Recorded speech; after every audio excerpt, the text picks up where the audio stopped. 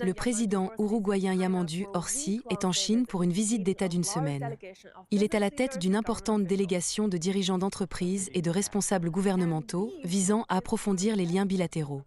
D'ailleurs, le bœuf illustre clairement l'importance de cette relation. Ce steak, importé d'Uruguay, représente l'un des piliers de l'économie nationale de ce pays. L'an dernier, les exportations de bœuf représentaient environ 3% du PIB de l'Uruguay, la Chine étant l'un de ses plus grands marchés. Lors de notre récente visite en Uruguay, les producteurs ont déclaré qu'environ la moitié de leur bœuf partait pour la Chine.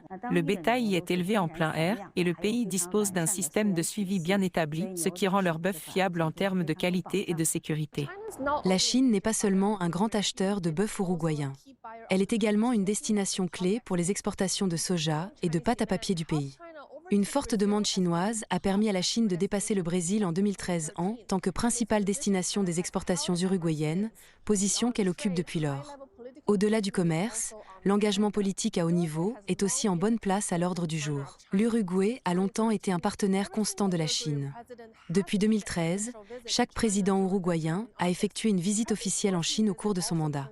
La visite du président Orsi coïncide par ailleurs avec le 3 février, jour marquant le 36e anniversaire de l'établissement des relations diplomatiques entre la Chine et l'Uruguay. Mais si les liens entre la Chine et l'Uruguay restent chaleureux, le contexte régional et mondial plus large est loin d'être calme. Comment les récentes actions des États-Unis au Venezuela pourraient-elles influencer la visite du président Orsi en Chine, le cas échéant?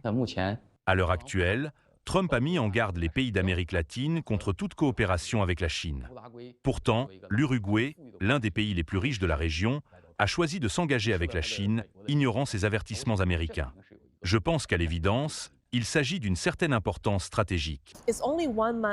Rien qu'au premier mois de 2026, la Chine a déjà accueilli 5 dirigeants du monde entier.